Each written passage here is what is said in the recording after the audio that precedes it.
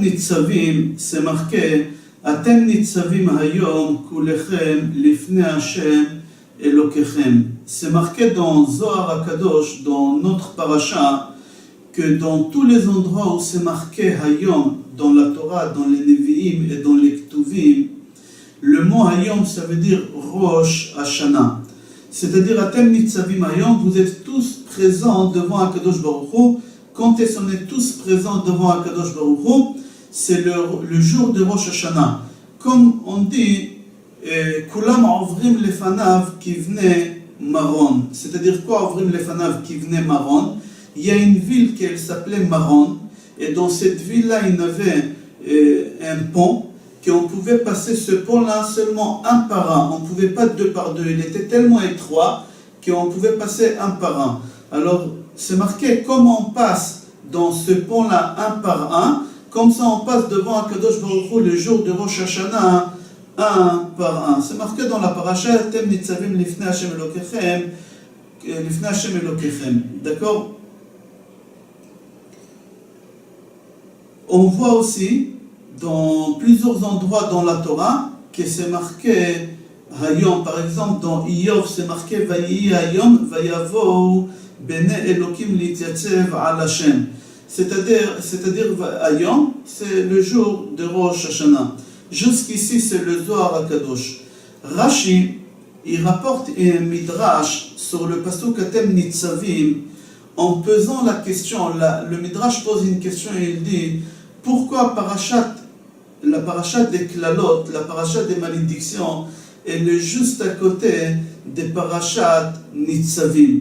Dans parashat Kitavo, il y a 100 malédictions moins 2, 98 malédictions. Et tout de suite après les 98 malédictions, c'est marqué là-bas parashat Nitzavim. Il répond, le midrash, parce que au moment que les bénis Israël, ils ont vu que Moshe Rabbeinu leur a dit qu'il y a 98 malédictions qui va leur arriver, chas v'shalom, oriku penehem. Oriku penehem, c'est-à-dire ils sont devenus blancs, pâles, ils ont eu une peur. Alors Moshe Rabbeinu, il les a calmés, et tout de suite après, il a commencé à leur dire parashat Nitzavim, Hayom Atem Nitzavim Lifnei Hashem Kulechem. Aujourd'hui, vous êtes tous présents devant Hachem, n'ayez pas peur. Certes, je viens de vous dire les 98 malédictions, mais il ne faut pas avoir peur. Il les tranquillise parce qu'il a vu qu'ils avaient très peur. Là-bas, le Midrash pose une question, il dit, c'est pas compréhensible. D'un côté, Moshe Rabbeinu, il est en train de leur faire peur et leur dire les 98 malédictions. Et Moshe Rabbeinu, il arrive à sa fin. C'était son but, c'est leur faire peur. Et dès qu'il voit qu'ils ont eu peur, il commence à les tranquilliser. Pourquoi tu commences à les tranquilliser? C'est ça qu'est-ce que tu as voulu, qu'ils vont avoir peur d'Akadosh Baruch Hu. Ils ont commencé à avoir peur. Alors laisse comme ça, pourquoi tu es en train de les tranquilliser? Le Maggid Midouvna donne une belle réponse. Et comme toujours, c'est connu que le Maggid Midouvna, à chaque fois ses réponses, c'était avec des paraboles. Et lui, il donne une parabole et il dit qu'un jour, il y a un roi, que son fils était gravement malade. Il a failli mourir. Et tous les médecins, ils ont essayé, personne n'a pu découvrir la maladie qu'il a. Ils ont baissé les bras, jusqu'à qu'il y ait un médecin qui a dit au roi, il y a un grand médecin dans l'autre pays, mais il est très loin, il faut aller le ramener de là-bas, que je suis sûr et certain que lui saura à découvrir la maladie de votre fils. Le roi, tout de suite, il a envoyé des gens là-bas pour ramener ce médecin. Ce médecin, il est arrivé, il a examiné le garçon, le fils du roi. Et il a découvert la maladie. Il a dit au roi, ça y est, j'ai découvert la maladie de ton fils. Ton fils, il a un abcès dans son estomac. Il faut que ton fils vomit jusqu'à qu'il va vomir cet abcès-là. Et comment on va savoir qu'il a vomi l'abcès? Au moment qu'on va voir un peu du sang et des pus qu'il vomit, c'est-à-dire qu'il a vomi l'abcès.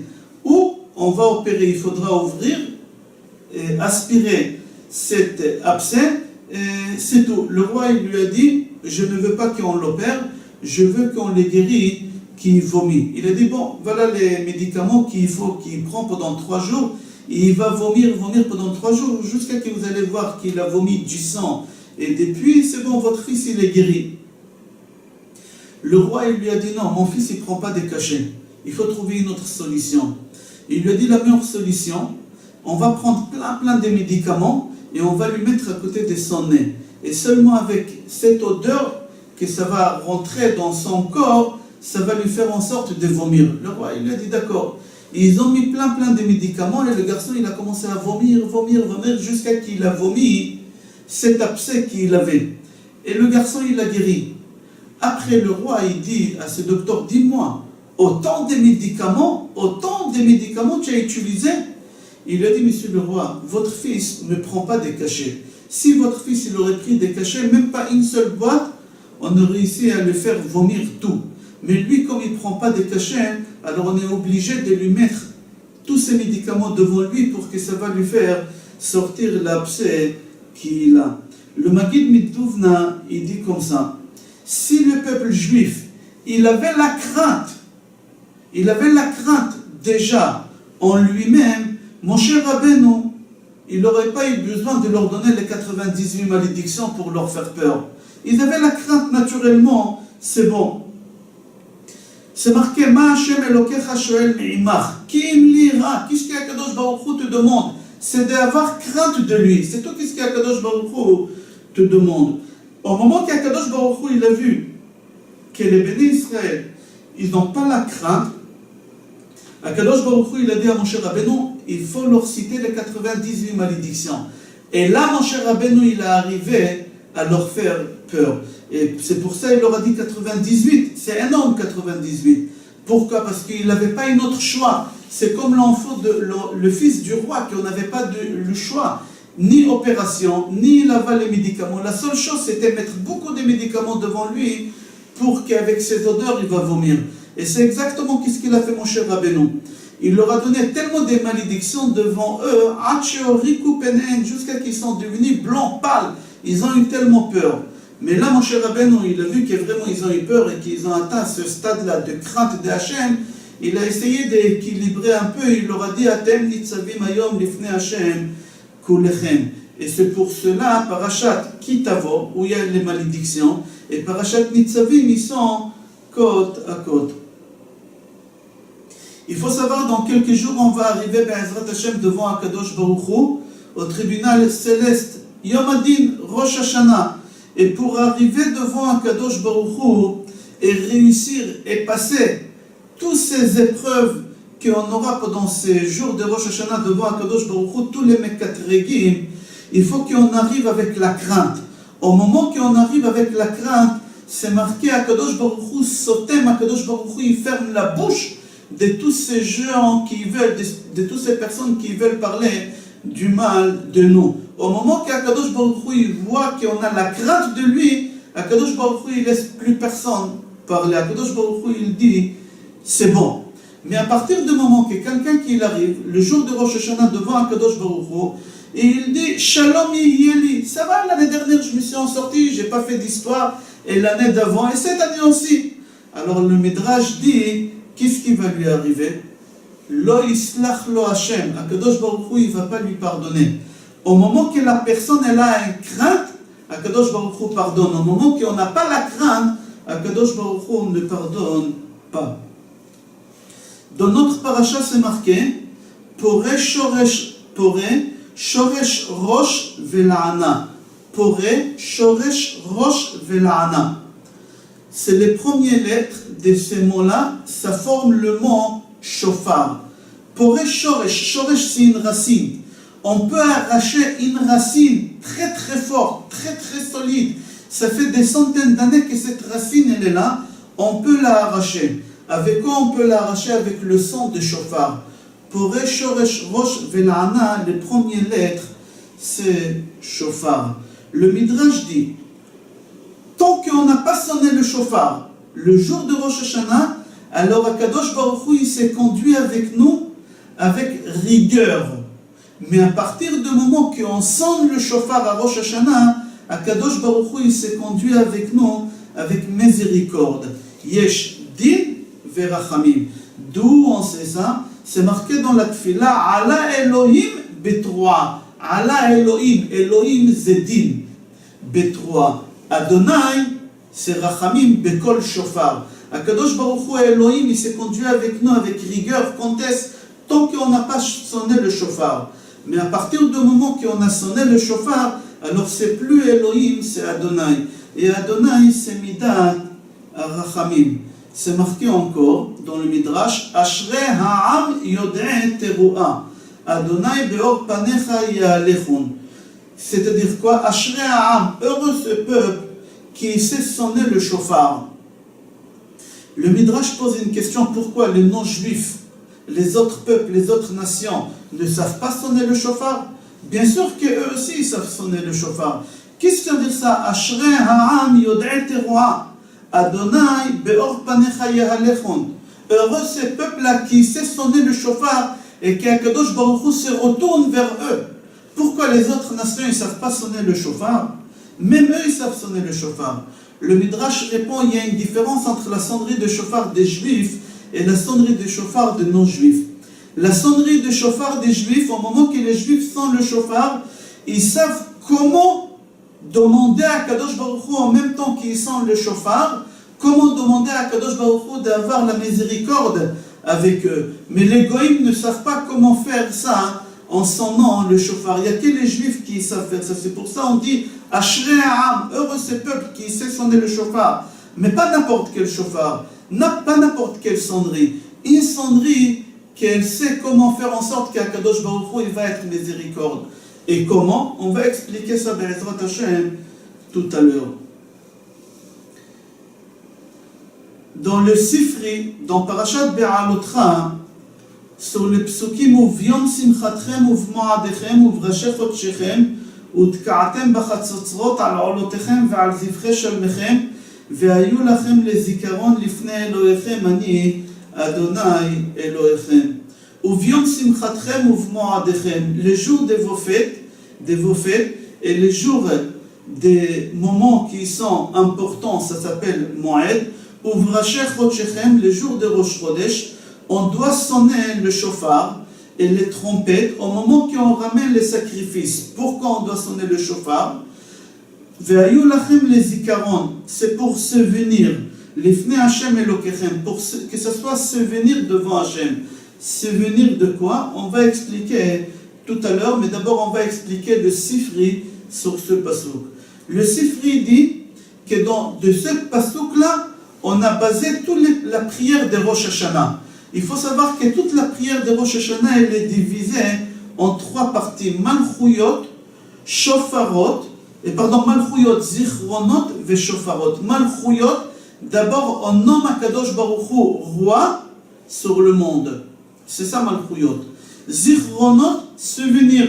On se souvient avec Akadosh Baruch Hu le moment le plus intime qu'on a eu dans l'histoire avec Dieu. Que ce soit le sacrifice d'Yitzhak, etc. On va développer tout ça. Et la troisième chose, c'est Shofarot. On sent le shofar. On apprend ça toutes ces choses-là de ce passage qu'on va expliquer. Utka'atem bachatzotzrot, c'est le son de shofar. Ve'ayu lachem les zikaron, c'est le souvenir. Ani Hashem Elokechem, c'est qu'on nomme Akadosh Baruch Hu roi sur nous et sur le monde. Rav Shmuel Kotner, il pose la question, mais c'est une question qui elle fait peur. Rav Shmuel Kotner dit comme ça: c'est connu que l'aigle, c'est le roi de tous les oiseaux. Le lion, c'est le roi de tous les animaux. Et le taureau, c'est le roi de tous les bêtes. Pourquoi on ne peut pas prendre le lion, qui soit roi sur les oiseaux, pour la simple raison que ce n'est pas de la même espèce. Si c'est de la même espèce, il peut être roi. Si ce n'est pas de la même espèce, il ne peut pas être roi. Alors lui, il pose une question. Quel point commun il y a entre un homme et Dieu? Comment ça se fait que nous, on nomme Dieu sur nos rois, puisqu'on a dit qu'il faut qu'on soit de la même espèce pour qu'il soit roi sur nous? Et là, on est en train de proclamer à Kadosh Baruch Hu, à Rosh Hashanah et tous les jours, on proclame à Kadosh Baruch Hu roi sur nous. Mais quel point commun, quel point de Dieu, nous les êtres humains, on a? Comment c'est possible? C'est une question qui elle fait peur. Alors il faut savoir que la réponse elle est aussi forte. Regardez. Les points communs qu'il y a entre un juif et Akadosh Baruch Hu, il faut savoir que d'abord, Akadosh Baruch Hu, il a créé l'homme vendredi. Il a créé l'homme vendredi et c'était aussi Rosh Hashanah, Hayom Haarat Olam. On a dit, partout où c'est marqué Hayom, le Zohar Akadosh dit, Hayom c'est Rosh Hashanah. Et Akadosh Baruch Hu, il a créé Adam le jour de Rosh Hashanah. Et dans le Midrash là-bas, c'est marqué la première heure, la deuxième heure, la troisième heure, jusqu'à la septième heure. Après la huitième heure, il a mangé, la neuvième heure, il a passé au tribunal, etc. Il faut savoir qu'au moment qu'Akadosh Baruch Hu, il a créé l'homme, à la septième heure, qu'est-ce qu'il a fait Akadosh Baruch Hu? C'est marqué qu'Akadosh Baruch Hu nafach bo neshama. C'est-à-dire quoi Akadosh Baruch Hu nafach bo neshama? Akadosh Baruch Hu, il lui a soufflé une âme. Et c'est quoi cette âme? C'est une partie de Dieu.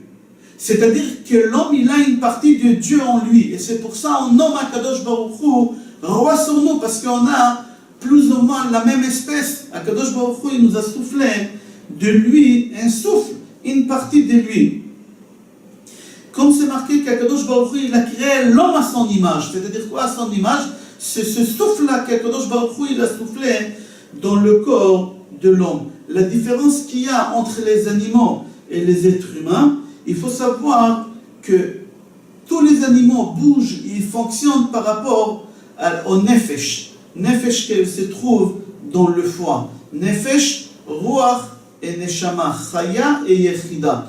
Akadosh Baruch Hu nous a soufflé la neshama, d'accord? Que nous on a le select, le libre arbitre. On peut faire beaucoup de choses qu'un animal ne peut pas faire. C'est ça la chose qui fait la différence entre un homme et un animal. Alors nous, on nomme roi, Dieu, sur nous, avec quoi? Avec ce souffle-là qu'il a soufflé dans le corps d'Adam Rishon. Alors nous, on nomme roi avec cette partie-là, pas avec l'autre partie d'homme. Parce que l'autre partie d'homme, c'est une partie d'animal, c'est la même chose.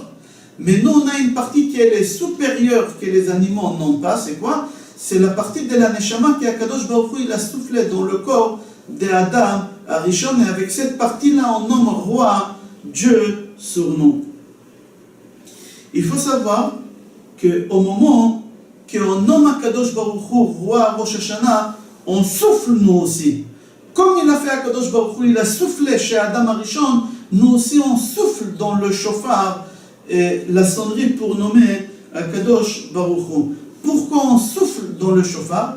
Parce qu'au moment qu'on souffle, il y a la neshama qui sort. Alors nous, on nomme Akadosh Baruch Hu roi sur le monde avec quoi? Avec la neshama. C'est pour ça qu'on doit souffler dans le chauffard. On souffle avec notre neshama et pas avec le corps.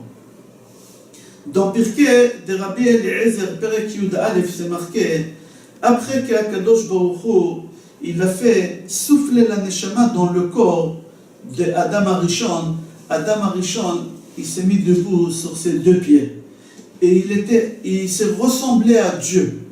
À tel point que tous les animaux, ils ont parti se prosterner devant lui. Ils ont cru que c'est lui leur créateur. Adam Arishon, il leur a dit, vous venez me prosterner devant moi. Venez vous et moi, on va rendre Dieu roi sur l'humanité. C'était vendredi, et là, il a dit, le psaume qu'on dit vendredi soir, Adonai Malach Geut Lavesh. C'est Adam Arishon qui l'a dit, Adonai Malach Geut Lavesh. Il a dit ça au moment que les animaux, ils ont cru que lui, Dieu, c'est lui qui les a créés. Adam Arishon, il leur a dit, non, vous vous trompez. Il ne faut pas se prosterner devant moi. On va faire plus fort que prosterner. On va nommer Dieu roi sur nous. Et là, il a dit Hachem Malach. La question qu'elle se pose, comment ça se fait que les animaux, ils n'ont pas eu l'idée eux-mêmes de nommer Dieu roi avant qu'Adam il est venu? Eux, ils ont eu l'idée seulement de se prosterner. Il y a une différence entre prosterner et nommer roi. Pourquoi? Parce qu'eux, ils n'avaient pas une partie de Dieu. Alors, ils ne pouvaient pas nommer Dieu sur eux. Mais Adam Arishon, il avait une partie de Dieu. Alors, lui, il peut nommer Dieu sur lui. Pourquoi? Parce qu'il a une partie de Dieu. Alors on est de la même espèce. Alors puisqu'on est de la même espèce, il peut régner sur moi. Et c'est pour ça Adam Arishon, il a dit Adonai Malach Geut Lavesh.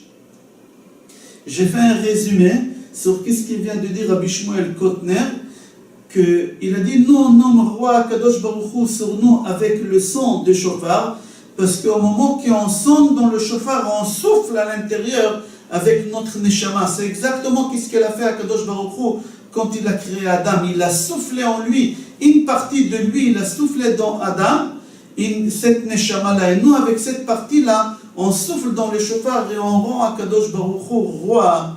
On nomme à Kadosh Baruch Hu roi sur nous.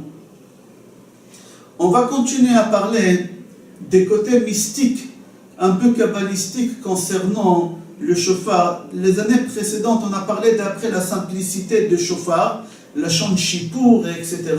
On va essayer, Be'ezrat Hashem, cette année, parler un peu plus profond. Il faut savoir que dans le secret de son du shofar, il y a la résurrection des morts. Pourquoi? D'où on voit ça? Parce qu'Akadosh Baruch Hu, il a pris le corps d'Adam Arishon, qu'il était considéré comme mort, parce qu'il n'avait pas encore la neshama dedans. Et Akadosh Baruch Hu, il a soufflé, comme on souffle dans un shofar. Akadosh Baruch Hu, il a soufflé dans le corps d'Adam, une neshama, et il lui a donné la résurrection, il lui a donné la vie.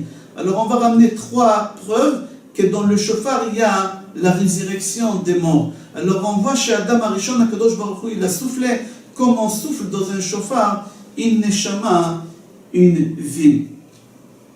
Deuxième chose, il faut savoir qu'on sonne dans le shofar en souvenir de bélier de Yitzhak. Au moment que c'était le sacrifice de Yitzhak, c'est marqué dans le Midrash que le sacrifice de Yitzhak, d'après la Kabbale, on ne l'appelle pas le sacrifice de Yitzhak, on l'appelle la résurrection des morts, Triat Amitim. Comme ça s'est rapporté dans Pirkei de Rabbi Eliezer Perek Lamed Aleph, qu'Akedat Yitzhak, on l'appelle là-bas Triat Amitim. Yitzhak, il a dit à son père, Yitzhak Avinu, il a dit à Abraham Avinu, à son papa, papa, attache mes mains, attache mes pieds, pour que je te donne pas un coup au moment que tu me fasses la shrita. Certainement je vais avoir un réflexe sans faire exprès. Alors tout d'abord, je ne deviendrai pas kasher, parce que tu vas rater. Et deuxième chose, il y a kiboudorim, je dois honorer mon père, et je vais te donner un coup de pied. C'est pas un kavod. Alors s'il te plaît, papa, attache-moi bien. Avraham Avinu, il a attaché son fils bien fort, et il s'est mis devant lui comme un Kohen Gadol devant son sacrifice au Beth Amikdash. Et Akadosh Baruch Hu, il voit comment le père il est en train de sacrifier son fils. Et il voit le fils comment il est en train de supplier son père de l'attacher pour ne pas lui faire mal. Et au moment qu'Avraham Avinu il prend le couteau pour faire la shrita à son fils, il y a tous les anges dans les monts en céleste en train de crier et pleurer. Et ils disent à Akadosh Baruch Hu, Ribono shel Olam, le maître du monde, toi on t'appelle miséricorde. Comment c'est possible que tu n'as pas la miséricorde sur ton fils? Comment tu fais une chose pareille? Aie de la pitié sur Yitzhak, que c'est un être humain, et on est en train de l'égorger comme un animal. Là-bas c'est marqué que Rabbi Yehuda dit, au moment que l'épée est arrivée sur la gorge de Yitzhak, sa neshama il a quitté son corps. En 2 mots, Yitzhak il est mort avant d'être sacrifié. Il est mort. Au moment qu'Akadosh Baruch Hu il a entendu les malachim crier, Akadosh Baruch Hu il a parlé, il a fait un bruit, il était entre les chérubins, parce que les chérubins se trouvent sous le trône d'Akadosh Baruch Hu, et Akadosh Baruch Hu il a fait un bruit où les chérubins se trouvent, et là-bas il y a le bruit qui est sorti et qu'il a dit Al tishlach yatra el anar. Pardon, ne touche pas à ton fils, ne touche pas à ton fils, ne le tue pas. Et tout de suite, dès que ce bruit il est sorti où il y a les chérubins, Yitzhak il a revu la résurrection des morts. Akadosh Baruch Hu, tout de suite là-bas, c'est marqué dans le Midrash, il montre à Avraham Avinu le bélier. Et il dit à Avraham Avinu, prends ce bélier-là, prends la corne de ce bélier et sonne le shofar. Pourquoi? Parce que la sonnerie de chauffard que tu vas faire maintenant, où il y a la résurrection des morts de ton fils, ça va servir énormément pour tes enfants plus tard. Hayom, aujourd'hui, c'était le jour de Rosh Hashanah. C'était le jour de Rosh Hashanah, toute cette histoire, le sacrifice d'Yitzhak. Et Akadosh Baruch Hu, il a dit à Abraham Avinu, sonne le chauffard, parce que cette sonnerie, elle va les aider au moment qu'ils vont sonner le chauffard devant moi. Deuxième preuve, que dans le secret, d'après le mystique, il y a la résurrection des morts dans la sonnerie de chauffard.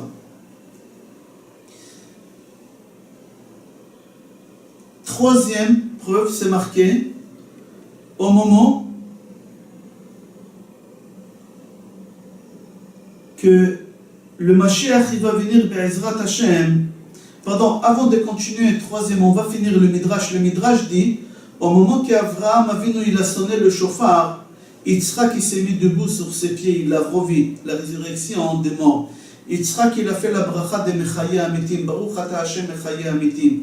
Et les Malachim ils ont répété après lui, Baruch Ata Hashem Mechaye Amitim. Et c'est pour ça on dit Nagdishach Ben Aritzach. C'est la prière des Malachim qui font de louange à Kadosh Baruch Hu tout de suite entre Mechaye Amitim et Ata Kadosh. C'est-à-dire, Yitzhak il a fait Mechaye Amitim parce qu'il a eu la résurrection des morts, et les Malachim ils ont répété après lui Mechaye Amitim.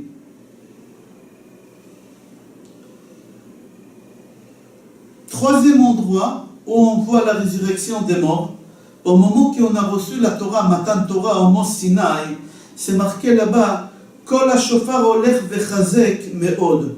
Pourquoi Kadosh Baruch Hu il avait besoin de sonner le chauffard au mont Sinaï? On est en train de recevoir la Torah, il y a les nuées, il y a les tonnerres, il y a les éclairs. Déjà on était très très impressionnés. À tel point qu'on était impressionnés que c'est marqué que tout le monde ils sont morts. La Neshama il a quitté le corps, tous ils étaient morts. Alors pourquoi on a besoin de rajouter encore le son de chauffard? On dit dans le Midrash, Paracha nishmatam ve'akadosh baruch hu echia otam, que la Neshama elle a quitté le corps et Akadosh Baruch Hu il a fait là-bas la résurrection de mort au mont Sinaï. Comment Akadosh Baruch Hu il a fait la résurrection de mort au mont Sinaï? En sonnant les chauffards. Pardon, c'est pour ça qu'Akadosh Baruch Hu il avait besoin de sonner le chauffard. Pourquoi? Parce que le secret de chauffard, dedans il y a la résurrection des morts. Moi je vais rajouter de moi-même une quatrième chose. Là c'est les trois choses qu'on a vues dans Pirkei de Rabbi Eliezer, Perek Lamed Aleph. Triyat Amitim, c'est marqué au moment que le Mashiach il va venir, Be'ezrat Hashem, il shama bekol chauffard, il va sonner le son de chauffard. Et avec le son de chauffard, les morts ils vont ressusciter. Comme ça c'est marqué. Mais tout à l'heure on va lire un midrash que c'est Akadosh Baruch Hu qui va sonner avec le chauffard 7 fois. C'est pas Elia on a vu qui va sonner avec le chauffard. C'est Akadosh Baruch Hu qui va sonner 7 fois avec le chauffard. Et comment il va avoir la résurrection des morts Be'ezrat Hashem tout à l'heure. On continue. D'où on sait qu'Akadosh Baruch Hu lui aussi il sent le chauffard. C'est marqué, pardon, pas il sent le chauffard, qu'Akadosh Baruch Hu il écoute le son de chauffard. C'est marqué, Ki ata shomea kol chauffard, ou ma'azin teroa ve'en domelach. Dieu, toi tu écoutes le son de chauffard, et il n'y a personne qui peut te comparer à dire que lui aussi il entend le chauffard. Il n'y a aucun roi au monde qui peut dire qu'il entend le chauffard. Que toi, roi, tu entends le chauffard. Le Midrash pose une question, pourquoi si on sent le chauffard, Akadosh Baruch Hu, d'accord, il l'entend, mais le roi d'Espagne, il l'entend pas. Le roi de je ne sais pas quel pays, pardon, il n'entend pas la sonnerie de chauffard. Eux aussi, ils entendent la sonnerie de chauffard. Comment tu peux dire Ki ata shomea kol chauffard ou ma'azin teroa ve'en domelach? Il n'y a personne qui peut te comparer à dire que j'entends moi aussi la sonnerie de chauffard. Que toi, tu entends la sonnerie de chauffard. On répond, on dit qu'au moment qu'un roi, on va prendre l'exemple du roi d'Espagne parce que c'est la première personne qui me vient en tête. Le roi d'Espagne, c'est le jour de son anniversaire. Et le jour de l'anniversaire du roi, tous les gens y viennent et ils lui donnent des cadeaux. Et ils lui disent des louanges. Et ils chantent pour lui, etc., etc. S'il y a quelqu'un qui va venir le jour de l'anniversaire du roi. Et il va l'enquiquiner avec des bêtises et donne-moi une permission de construction, donne-moi une autorisation d'ici. Le roi, il va l'envoyer balader, il va lui dire, écoute, aujourd'hui c'est mon anniversaire, j'ai pas le temps, je m'occupe pas de ces choses-là. Aujourd'hui, tout le monde, il chante, il danse pour moi, et on m'offre des cadeaux, j'ai pas le temps à ces trucs-là. Et il va l'envoyer balader. Mais à Kadosh Baruch Hu, c'est pas comme ça. À Kadosh Baruch Hu, le jour de Rosh Hashanah, c'est l'anniversaire de la création de toute l'humanité. Et le jour de l'anniversaire de la création de toute l'humanité, on y va chez Kadosh Baruch Hu, et on chante, et on danse, et aussi on lui demande des choses. Pas seulement qu'on sonne le chauffard pour nommer Akadosh Baruch Hu roi sur nous et sur le monde, pas seulement on lui dit des louanges, on lui demande aussi dans nos prières à Rosh Hashanah la guérison, la parnassa, la santé, le mariage, etc., la réussite de nos enfants, et chacun avec ses prières. Il n'y a qu'Akadosh Baruch Hu, le seul roi au monde, qui est d'accord qu'on lui demande en plein jour des fêtes de l'humanité, on vient, on lui demande à Akadosh Baruch Hu des petites choses comme ça personnelles. Et Akadosh Baruch Hu, il accepte, il écoute, il exauce. Mais notre roi, Endomelach, notre roi, jamais il aurait accepté une chose pareille. Il y a une deuxième réponse qu'on donne, que Endomelach, qu'il n'y a aucun roi qui peut te comparer, toi, Dieu. On parle de quoi ici? On parle de la résurrection des morts. Tous les rois peuvent tuer. Dieu et n'importe qui peuvent tuer, même un être humain, un roi, tout le monde ils peuvent tuer. Mais personne ne peut faire la résurrection des morts. Personne au monde, il n'y a que Dieu. Endomelach. Au moment qu'on dit Endomelach, personne ne peut te comparer. On parle ici de la résurrection des morts. Comme c'est marqué, Midomelecha, Melech Memit Umchaye Umatzmiach Yeshua. C'est-à-dire quoi? Dans la prière des Triatamitim, déjà on dit, dans la Hamida, on dit à Kadosh Baruch Hu qu'il n'y a personne qui peut te comparer à faire les choses que toi tu fais dans la résurrection des morts. Je vous ai promis tout à l'heure qu'à Kadosh Baruch Hu, vous racontez le Midrash qu'à Kadosh Baruch Hu, lui aussi, il sent le chauffard 7 fois pour la résurrection des morts, et on va lire ce Midrash-là. C'est marqué que au moment qu'il va avoir la résurrection des morts finale, Be'ezrat Hashem, à la venue de Mashiach, il va avoir une sonnerie de chauffard, on a dit. Et il faut savoir comment Akadosh Baruch Hu, il va faire la résurrection des morts avec la sonnerie de chauffard. C'est marqué dans la Kabbale qu'Akadosh Baruch Hu, il prend un chauffard énorme, très très grand, qu'il a la même taille des 1000 amas, mais d'Akadosh Baruch Hu. Alors on ne peut même pas imaginer la taille, parce que si on dit qu'Akadosh Baruch Hu chez lui, un jour de nous, c'est 1000 ans de lui, alors si on va faire le mesure des lamas d'Akadosh Baruch Hu, c'est une façon de parler tout ça. Pardon, on peut même pas comprendre une chose pareille. Mais Akadosh Baruch Hu, il prend un chauffard énorme, le jour des Triatamitim. Et Akadosh Baruch Hu, il sonne dans cette chauffard. Et la sonnerie de cette chauffard, le son de ce chauffard, on l'entendra dans le monde entier, on entendra cette sonnerie. Et Akadosh Baruch Hu, il va sonner 7 fois. La première sonnerie, le monde, il va trembler. Tout le monde entier, il va trembler. Il va y avoir un tremblement de terre. La deuxième sonnerie, toute la terre, elle va bouger. Toute la terre, elle va bouger, c'est-à-dire elle va s'ouvrir. Toute la terre, elle va s'ouvrir. La troisième sonnerie, tous les ossements, ils vont se rattacher. Parce qu'il y a quelqu'un, Chas v'Shalom, il a une partie de corps là-bas, une partie de corps là-bas, et on l'a enterré dans 2 endroits, on ne peut pas savoir ce qui peut se passer, Chas v'Shalom. Alors les ossements, la troisième sonnerie, les ossements, ils se rattachent et ils se retrouvent. La quatrième sonnerie, les ossements, ils se réchauffent. Les os, ils deviennent chauds. La cinquième sonnerie, il y a le corps qui est en train de se former. La peau, les veines, tout est en train de se former. La sixième, Akadosh Baruch Hu, il est en train de réunir tous les neshamot. Et chaque neshama, il est en train de retrouver son corps. Et la septième sonnerie, Akadosh Baruch Hu, il fait revivre la personne et il les met debout sur ses pieds.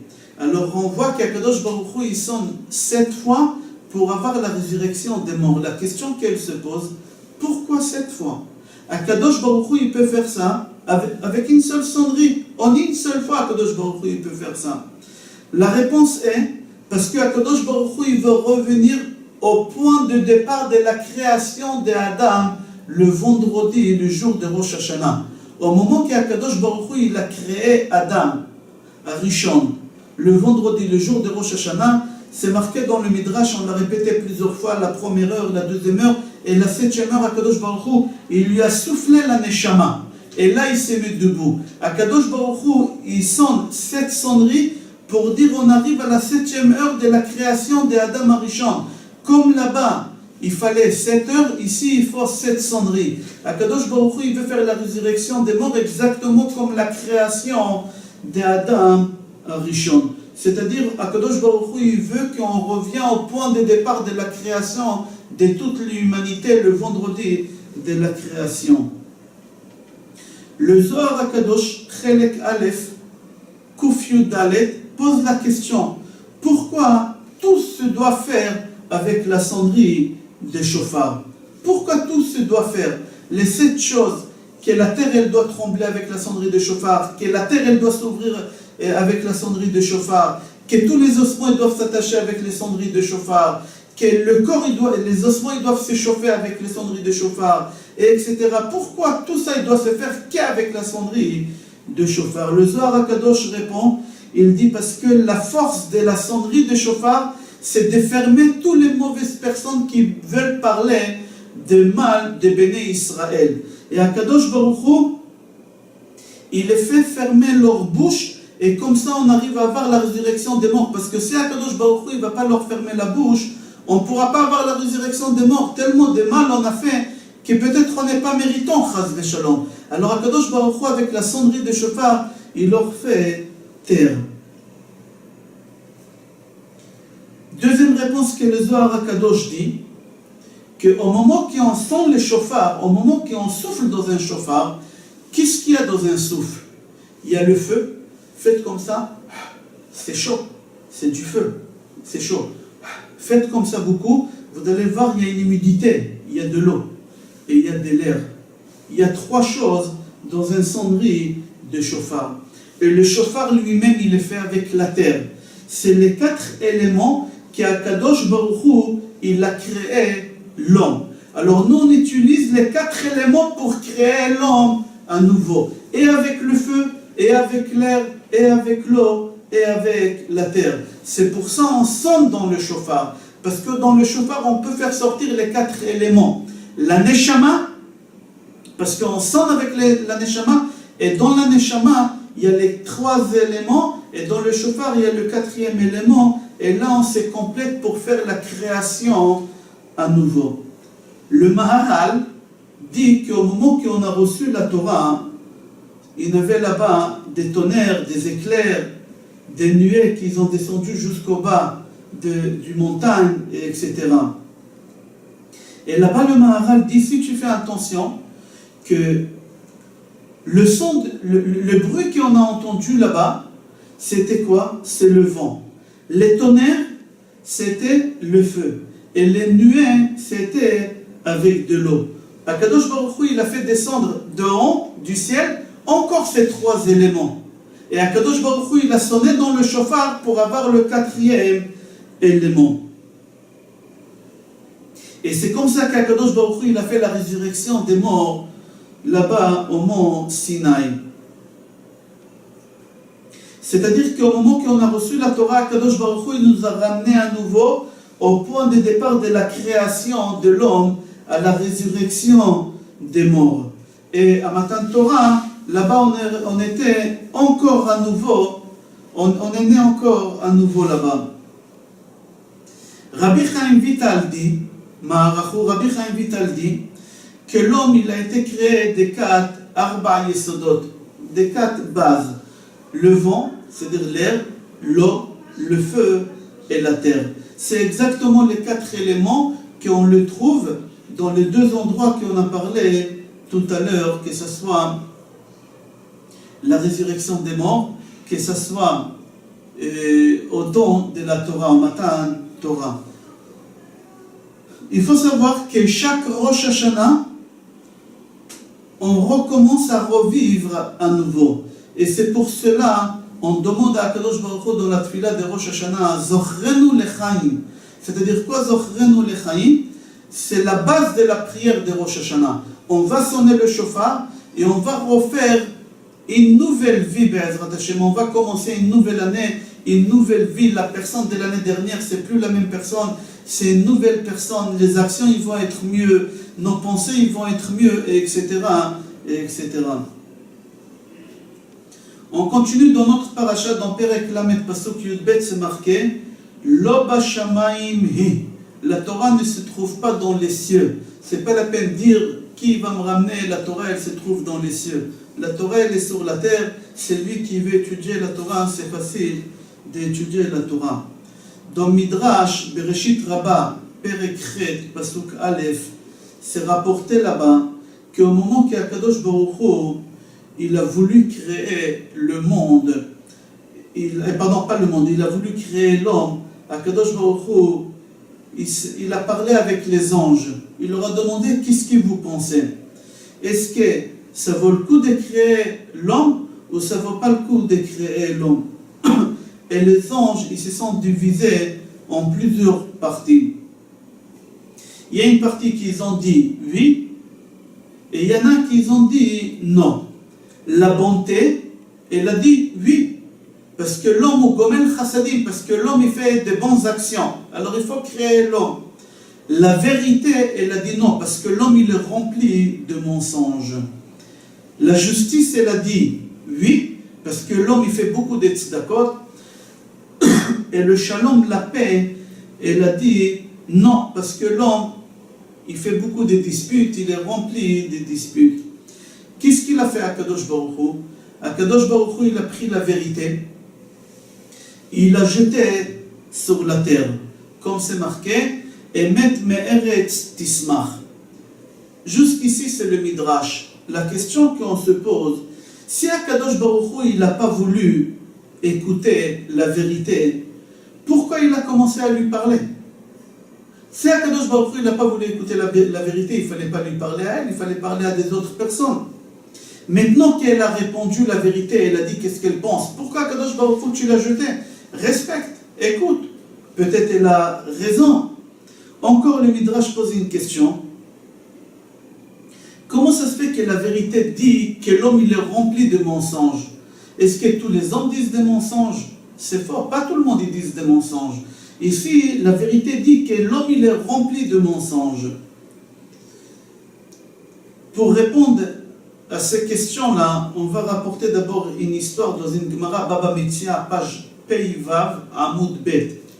Là-bas, la Gemara, elle raconte qu'il y avait une discussion entre Akadosh Baruch Hu et Chachamim concernant le lépreux, le Negaïm, toutes les maladies qu'il y a sur le corps de l'homme.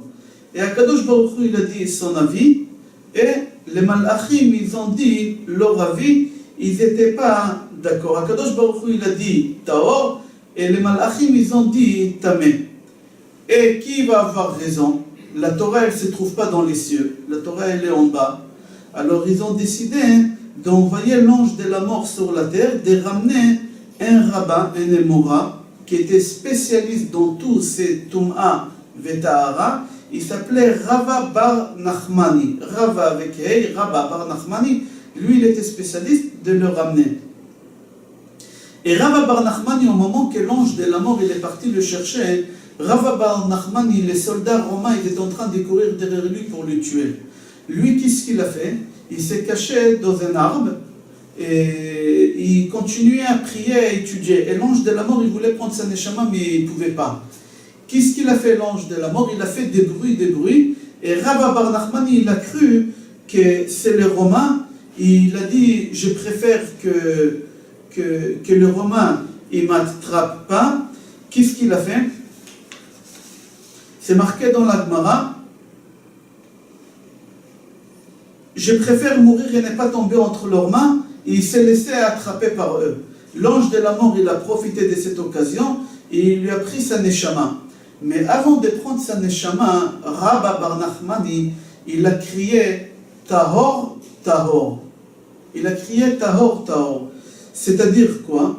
Il a répondu sur la question qu'Akadosh Baruch Hu il avait avec les malachim, et seulement après qu'il a dit tahor, tahor, sa neshama elle est sortie, et il y a une voix céleste qui a crié dans le monde, Ashrecha Rabba Bar Nachmani shegufcha tahor ve'yatsa nishmatcha betahor. Sois heureux Rabba Bar Nachmani que ta neshama elle a quitté ton corps en étant pur et en disant le mot pur. On va essayer de comprendre les questions de Midrash tout à l'heure et on va répondre par rapport à cette histoire. Au moment que les malachim ils n'ont pas voulu qu'Akadosh Baruch Hu il va créer le monde parce que l'homme il est rempli de mensonges, qu'est-ce qu'il a fait Akadosh Baruch Hu? On a dit il a pris la vérité et il l'a jeté par terre, ou par terre dans ce monde bas, ici en Lamazé. Et il a dit aux malachim, qu'est-ce que vous avez dit que l'homme il est rempli de mensonges? Vous avez raison. Vous avez raison. Maintenant, j'ai jeté la vérité sur la terre. Maintenant, la vérité, elle se trouve chez les êtres humains. Il n'y a que eux qui savent c'est quoi la vérité. Et eux, ils vont nous dire qui a raison. Vous ou moi? Moi, j'ai dit Tahor, vous dites Tamé, on va voir. Et c'est pour ça, au moment qu'il y a une contradiction dans le Talmud, dans la Torah, on dit Elou va Elou divrei Elokim Chaim. Au moment qu'il y a une contradiction entre deux rabbanim, on dit Elou va Elou divrei Elokim Chaim. La preuve de notre Gemara que Rabba Bar Nachmani, il a répondu sur la question qu'Akadosh Baruch Hu et les malachim ils avaient dans les ciels, ils n'ont pas pu répondre. Les malachim et les anges, ils sont en train de discuter entre eux. Est-ce que c'est kasher ou est-ce que c'est pas kasher? Mais personne ne peut prendre la décision. Pourquoi? Parce que la vérité, elle ne se trouve pas en haut. La Torah, elle ne se trouve pas en haut. Il y a une seule personne qui peut dire la vérité. C'est Rava Bar Nachmani. Pourquoi? Parce que Rava Bar Nachmani, il est sur la terre. Et sur la terre, elle se trouve la vérité. C'est pour cela, juste avant de mourir, lui, il donne la réponse. Parce que s'il aurait été mort et après, il aurait dit la réponse en haut, ça aurait été trop tard. La Torah, elle ne se trouve pas dans les cieux. Il fallait qu'il dise la réponse tant qu'il était en bas. Et tant qu'il était en bas, il a crié Tahor, Tahor, et seulement après, il est mort. Il y a une autre Gemara, on voit encore que la Torah, elle ne se trouve pas dans les ciels. Il y a une Gemara, Baba Metzia, page Nuntet, Amoud Bet. Il y a là-bas une discussion concernant Tanuro Shel Achnai. Tanuro Shel Achnai, est-ce que le four il est kasher ou il n'est pas kasher? Il y avait une contradiction entre Rabbi Eliezer et Chachamim. Est-ce que ce four, on peut le réparer s'il s'est cassé, il devient kasher, ou on ne peut pas le réparer, ça ne sert à rien, de toutes les façons il ne deviendra pas kasher. Rabbi Eliezer il aura dit oui, vous pouvez le réparer et il deviendra kasher. Et Chachamim ils ont dit ça ne sert à rien de le réparer, il ne deviendra pas kasher. Alors il y avait une contradiction entre Rabbi Eliezer qui était seul contre Chachamim qui étaient plusieurs. Là-bas la Gemara elle raconte que Rabbi Eliezer il leur a dit au Chachamim j'ai raison, qu'est-ce que je vous dis? Posez-moi n'importe... Rabbi Eliezer il a dit au Chachamim moi j'ai raison, qu'est-ce que je dis? C'est kasher. La preuve, posez-moi n'importe quelle question que vous avez dans toute la Bible, je vais vous répondre. J'ai des connaissances dans tous les domaines. Je ne peux pas vous prouver, mais posez-moi des questions, vous allez voir que j'ai raison. Là-bas, la Gemara dit qu'ils lui ont posé toutes les questions et sur toutes les questions, il leur a répondu. Ils lui ont dit quand même, on n'accepte pas. D'après nous, on est pluriel, toi tu es seul, alors, nous on est plusieurs, toi tu es seul, on peut pas t'écouter. Et il y a une halakha dans la Torah, c'est marqué, Rabim leator. D'après la majorité, il faut suivre, il ne faut pas suivre la minorité. Tu es seul, alors on ne t'écoute pas. Qu'est-ce qu'il a fait tout de suite Rabbi Eliezer pour leur montrer qu'il a raison? Il avait un caroubier. Il leur a dit, vous voyez ces caroubiers, je demande que ces caroubiers-là, il va bouger de sa place. Là-bas, la Gemara dit que le caroubier, il a bougé Arba Meot Amma. À peu près 200 mètres, il a bougé. Mais Chachamim, ils ne l'ont pas écouté. Ils lui ont dit non, ça ne sert à rien. Là-bas, il y avait de l'eau qui coulait, une cascade d'eau. Il y avait une pierre qui de l'eau, il sortait de là-bas, une cascade d'eau. Il leur a dit, depuis la création du monde, l'eau, elle tombe d'en haut vers le bas. Moi, je vais demander maintenant, pour montrer que j'ai raison, je ordonne à cette fleuve d'eau de remonter vers en haut. Et l'eau, elle est remontée vers en haut, et Chachamim, ils n'ont pas accepté. Il leur a dit, Kotle Bet Midrash Yochichu. Le mur de Bet Midrash, de la maison d'études, ils vont prouver. Et les murs, ils ont voulu tomber sur eux. Mais tout de suite, il s'est passé là-bas quelque chose. Rabbi Yoshua, il s'est levé, il a parlé au mur, il leur a dit, Im talmidei chachamim mitvakrim ba'alacha, lama atem mit'arvim. De quoi vous vous mêlez, il a dit au mur. Nous, on a une discussion entre nous, les rabbins. Lui, il dit c'est bon, nous, on dit c'est pas bon. Il y a une discussion entre nous, pourquoi vous vous mêlez? Pourquoi vous voulez tomber sur nous? Là-bas, la Gemara dit qu'ils ne se sont pas redressés pour le kavod de Rabbi Eliezer et ils n'ont pas tombé pour le kavod de Rabbi Yoshua, ils ont resté comme ça, penchés. À la fin, Rabbi Eliezer, il leur a dit, si le karoub, l'eau et le mur, ça n'a pas fonctionné, je vais demander que du ciel, ils vont dire que j'ai raison. Et tout de suite, il y a une voix céleste qui est sortie et qui a dit, Ma lachem etzel Rabbi Eliezer she'alacha kemoto bechol makom. Pourquoi vous vous disputez avec lui? Il a raison dans tout ce qu'il dit. Il a raison. Tout de suite, Rabbi Yoshua, il s'est levé.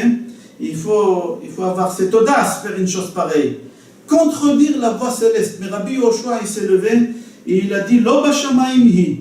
Akadosh Baruch Hu, il nous a donné la Torah. C'est marqué dans la Torah, Lo b'shamayim hi. La Torah, elle est là. Dans le ciel, vous n'avez pas le droit de vous mêler non plus. Il y a une discussion entre nous, vous n'avez pas le droit de trancher la halakha. Il n'y a que nous qui on peut trancher la halakha. Et c'est marqué dans la Torah, Achrei Rabim Le'atot. Il faut suivre la majorité, pas la minorité, alors on ne vous écoute pas. Jusqu'ici, l'histoire que c'est rapporté dans Gemara Baba Metzia, page Nontet, Amoud Bet. La Gemara, elle raconte que quelques jours après, Rabbi Nathan, qui était dans cette histoire-là, il a rencontré Eliyahu Hanavi. Et il a dit à Eliyahu Hanavi, dis-moi au moment qu'il s'est passé toute cette histoire-là, et Rabbi Yoshua, il s'est levé, et il a dit à la voix céleste, il ne faut pas vous mêler, etc. C'était quoi la réaction de Dieu? Dieu, il a dit quoi à ce moment-là? Et Eliyahu Hanavi, il a dit, Dieu, il a souri, il a dit, Nitzchuni banai, Nitzchuni banai. Vous avez raison, mes enfants, vous avez raison, mes enfants. Concernant cette histoire, le Gaon Mivilna, il explique pourquoi Rabbi Eliezer, il a utilisé ces quatre choses-là. Le karoub, le mur de Bet Midrash et l'eau. Et aussi la quatrième chose, c'est la voix céleste. Pourquoi il a utilisé ces quatre choses et pas d'autres choses? Certainement, il y avait d'autres choses. Pourquoi uniquement ces quatre choses-là? Il a voulu leur dire que pour atteindre à avoir la connaissance dans la Torah, dans la Torah, il faut avoir quatre choses.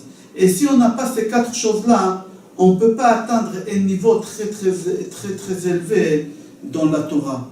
Et il leur a dit, la première chose, c'est le karoub. Le karoub, ça symbolise quelque chose. Ça symbolise d'être un homme qui se satisfait de peu. Le karoub, c'est un minimum vital que l'homme doit manger. Si l'homme il mange que ça, il peut vivre avec des maladies, mais il peut vivre, c'est le minimum vital. Alors le karoub, c'est le minimum vital. Alors, pour avoir la connaissance de la Torah, il ne faut pas vivre avec de la folie, des grandeurs, avec de l'argent, des richesses, des serviteurs, etc. Pour avoir des grandes connaissances de la Torah, il faut vivre. Comme vous avez vu chez Rav Steinman Shlita. Il a la peinture qu'aujourd'hui n'existe pas, les portes de sa maison, même si on peut les réparer, il n'y a pas les mêmes vis aujourd'hui. S'il y a un carreau par terre chez lui qui se casse, on ne peut même pas remplacer ces carreaux parce qu'on ne fabrique plus. Dans le strict minimum des choses vitales, il vit. Et c'est pour ça qu'il a cette connaissance, comme Rav Kanievski, Shlita et tout, les rabbinim qui étudient vraiment presque 24 heures par jour, presque. Deuxième chose, il a demandé l'eau. Pourquoi? Parce que l'eau, ça symbolise l'homme qui est humble, parce que l'eau, elle va vers le bas toujours. Et celui qui regarde toujours vers le bas, c'est un homme qui est humble. Ve'ayu einecha ro'ot lemata, ve'libcha ro'e lema'ala. Que tes yeux ils regardent toujours en bas. C'est un signe de la personne qui est humble. Pour pouvoir acquérir la connaissance de la Torah, il faut être un homme humble. Si on n'est pas humble, on ne peut pas acquérir la connaissance de la Torah. Troisième chose, le mur de Beth Midrash, de la maison d'études, ils vont prouver. Pourquoi? Là-bas, la Gemara Sukkot, dans la Gemara Sukkot, c'est marqué là-bas, page Chafchet Amud Bet, Miyamay Lo Kidmani Adam Bebet Midrash. Jamais il n'y a personne qui est arrivé à la maison d'études avant moi. C'est-à-dire pour que la personne arrive à acquérir énormément de connaissances dans la Torah, il faut qu'il passe toute sa vie entre les murs des Beth Midrash pour avoir des connaissances.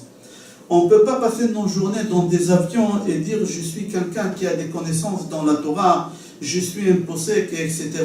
On ne peut pas avoir quelqu'un qui voyage dans des vacances, dans des endroits et dire non, pour acquérir des connaissances dans la Torah, il faut s'asseoir et étudier. Rav Ovadia Yosef, Zecher Tzedek Vekadosh Livracha, il dit un Baal Habayit, pas un Ben Torah, un Baal Habayit, il doit étudier minimum 5 heures par jour, c'est-à-dire celui qui travaille 8 heures par jour dans une usine, minimum par jour, il doit étudier 5 heures. Un juif le plus simple, celui qui s'est fait appeler Avrech Kolel, il doit étudier 9 heures par jour. Alors imaginons celui que... On continue. La quatrième chose qu'il a utilisée, c'était Bat Kol. C'est-à-dire au moment qu'on utilise ces trois choses-là, d'accord, qu'on vit dans le strict minimum et qu'on vit en étant humble et on passe nos journées dans la maison d'études, on va atteindre le niveau des malachim. On va atteindre ce niveau qu'un ange il nous parle, la voix céleste elle va nous parler. Comme ça il explique le Hagaon Mivilna. Le Hagaon Mivilna il continue, il dit qu'au moment qu'Akadosh Baruch Hu il a dit mes enfants, vous avez raison, mes enfants, vous avez raison. Hagaon Mivilna dit s'il y a des rabbins qu'ils auraient tranché la halakha d'après le miracle, on n'aurait pas eu des connaissances. Parce que ça aurait été trop simple, trancher la halakha d'après le miracle. On n'aurait pas eu des connaissances. En allant étudier la halakha et chercher comment on doit trancher la halakha, alors là on acquis des connaissances. Il dit, on ne peut pas trancher la halakha d'après le miracle. On ne peut pas trancher la halakha d'après le miracle. Même qu'il y a la voix céleste qu'elle sort et qu'Akadosh Baruch Hu il a dit, Nitzruni banai, on ne tranche pas la halakha. Plus fort que ça, Hagaon Mivilna il dit oui. Plus fort que ça, on doit étudier. On doit s'investir dans la Torah pour trancher la halakha. Et c'est pour cela, Rabbi Yoshua, il s'est levé et il a dit, pour toutes les générations, jusqu'à la fin des temps, jusqu'à que le Mashiach vienne, qu'on n'a pas le droit de trancher une halakha d'après les miracles, d'après les rabbanim soi-disant qui prennent une mezouza et qu'ils attrapent la mezouza, ils ferment les yeux et disent la mezouza elle est cachère ou elle n'est pas cachère. C'est strictement interdit de fréquenter des gens comme ça. Comme ça, la Gemara dit clair, et comme ça, il explique à Gaon Mivilna. Pour trancher une halakha, il faut étudier la halakha, il faut approfondir la halakha, et seulement après trancher la halakha. Maintenant, on va comprendre pourquoi plusieurs malachim, ils n'ont pas voulu qu'Akadosh Baruch Hu, il va créer le monde. Ou pourquoi plusieurs malachim, ils n'ont pas voulu qu'Akadosh Baruch Hu, il nous donne la Torah au moment que Moshe Rabbeinu, il est monté et ramené la Torah. Il y a des malachim qui n'ont pas voulu à tel point qu'Akadosh Baruch Hu, il a dit à Moshe Rabbeinu, il faut que tu tiens le trône et tu leur réponds, sinon tu ne pourras pas partir avec la Torah. Il y a des malachim qui n'ont pas laissé Moshe Rabbeinu partir avec la Torah. Pourquoi? Parce que les malachim, ils ont su qu'à partir du moment que Moshe Rabbeinu, il prend la Torah avec lui vers le bas, ils n'auront aucune force dans la Torah. ils ne pourront plus trancher, et ne pourront rien faire. Il n'y a que les êtres humains en bas qui pourront faire des choses plus fortes que les malachim.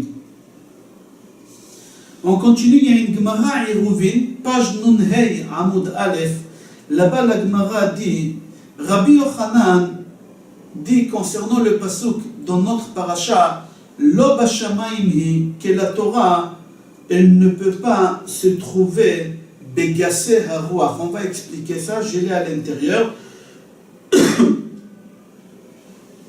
Lo b'shamayim hi, que la Torah lo timatse begassé haruach. La Torah ne se trouve pas dans des gens qui sont vulgaires. Velo me'ever layami, que la Torah ne se trouve pas dans des gens qui se trouvent dans les affaires.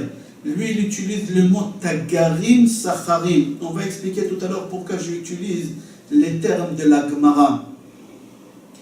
Cette Gemara, elle est un peu étonnante. Comment c'est possible que Rabbi Yochanan dit que ça ne peut pas exister un homme qui est vulgaire et qui a des connaissances dans la Torah, et que ça ne peut pas exister un homme qui est dans le monde des affaires et qui a des connaissances énormes dans la Torah? Puisque nous on connaît des gens qui ont eu le mérite d'avoir les shulchanot, les deux tables, et shulchan Torah, et la table de la Torah, et la table de la richesse. Et comment Rabbi Yochanan il dit que c'est pas possible? On répond qu'il faut jouer sur les mots. C'est pour ça que j'ai dit sacharim, tagarim. Il y a une différence entre un homme d'affaires et un homme d'affaires. Il y a un homme d'affaires qui travaille 15 heures par jour dans son bureau, dans les affaires, et il étudie 1 heure par jour. Et il y a quelqu'un d'autre qui il étudie 15 heures, mais il travaille 1 heure. Lui aussi, c'est un homme d'affaires. Il fait des affaires en 1 heure. Il y a deux sortes d'affaires, hommes d'affaires. Ici, la Gemara, elle parle sacharim. Sacharim, c'est quelqu'un qui a 15 heures minimum par jour qu'il est dans le monde des affaires. Et 1 heure dans la Torah. C'est pour ça que c'est marqué sacharim, tagarim. C'est-à-dire, c'est ça l'ordre essentiel de la journée, c'est les affaires. Alors, Rabbi Yochanan, il a dit, ces gens-là, qui 15 heures par jour, ils font des affaires, c'est impossible que la Torah, elle va être en eux. Mais, c'est lui qui est dans les affaires. Mais c'est un bel Torah, c'est-à-dire qu'il étudie la Torah 15 heures par jour. Et il fait des affaires 1 heure. Et il a réussi, il est très très riche. Lui, la Torah, elle peut être en lui. La preuve, il y a une histoire dans Gemara Nida, page Chaf Amoud Bet. Une belle histoire. Il y a une reine non juive, qu'elle s'appelait Hypera Oremiz. Là-bas, la Gemara, elle raconte sur cette femme-là, sur cette reine-là, qu'elle a voulu vérifier si les Juifs ils sont aussi intelligents qu'on dit. Elle a entendu parler des Juifs qui sont très très intelligents. Elle a dit, j'aimerais savoir si vraiment ils sont aussi intelligents qu'on dit. Qu'est-ce qu'elle a fait? Là-bas, la Gemara dit qu'elle a pris 60 sorts du sang. Elle a pris 60 sorts gouttes de sang de chaque chose. Et elle a envoyé à Rava avec Aleph. Et elle lui a dit, je veux que chaque sang, tu me dis d'où il vient. Chaque sang, tu me dis d'où il vient. Là-bas, la Gemara dit qu'il a récupéré les 60 sorts du sang et il a répondu sur chacune. À part la 60e, la dernière, il n'a pas répondu. Qu'est-ce qu'il a fait? Là-bas, la Gemara dit que Rav Ovadia, il était assis à côté de lui. Et il a pris un cadeau, et il a envoyé à la reine. Quoi comme cadeau il a envoyé à la reine? Une brosse pour l'époux. Il y a une brosse pour se brosser tous les jours, et il y a une peine pour l'époux. Il a envoyé une peine pour l'époux. Il voulait faire comprendre à la reine que le dernier sang qu'elle a envoyé, c'était du sang du pou. Mais c'était pas joli pour une reine de dire une chose pareille. Il a envoyé un cadeau. C'était peine-là pour l'époux. Jusqu'ici l'histoire. La question qu'on se pose sur cette Gemara, pourquoi la Gemara nous raconte toute cette histoire et au milieu nous dit que Rav Ovadia il était assis à côté de Rava? Qu'est-ce que ça nous rapporte? C'est pour nous faire comprendre que tous ils étaient dans le monde des affaires. les rabbanim. Tous ils étaient dans le monde des affaires. Mais ils étudiaient 20 heures par jour et 1 heure ils faisaient des affaires. La preuve, là Rava, il est en train de répondre sur tous les 100 et soudain la 60e c'est le pot, il ne veut pas donner. Il veut pas donner la réponse, il veut lui envoyer un cadeau des peines. Et Rav Ovadia, lui, il fabriquait les peines d'époux. Et c'est pour ça c'est marqué qu'il était assez à côté de lui, parce que si on n'aurait pas marqué ça, tu aurais dit, de où Rava il a eu un peine d'époux à la synagogue, au Beth Midrash, d'où il a trouvé une chose pareille? Non, tu dis que Rav Ovadia, il avait une usine, des peines d'époux, il les fabriquait, il était à côté de lui, il a ouvert l'usine pendant 1 heure, il est venu étudier dans son showroom, si on peut dire, dans sa valise. Il avait quelques exemples pour montrer à des clients, il a ramené avec lui, il a mis à côté pour étudier. Et là, Rava, il a profité, il a pris, il a envoyé. D'ici, on apprend de cette histoire que l'essentiel des rabbanim, qu'ils avaient des connaissances, ceux qui étudiaient la Torah, pas ceux qui se promenaient, qui voyageaient, ou je ne sais pas quoi. C'est marqué dans Gemara Baba Batra, page Chavbet, qu'au moment qu'il y a un rabbin qui arrive sur le marché pour vendre sa marchandise, il faut lui laisser d'abord lui vendre sa marchandise et après les autres ils vont vendre leur marchandise. Pourquoi? Parce qu'en général, le rabbin, quand il vient, c'est pour faire vivre sa famille, gagner pour ce qu'il faut pour la journée, après étudier la Torah. Alors on ne doit pas leur faire perdre du temps. On doit leur laisser vendre la marchandise et partir. Ça, c'est des rabbins qui consacrent leur journée à étudier la Torah et pas dans le monde des affaires.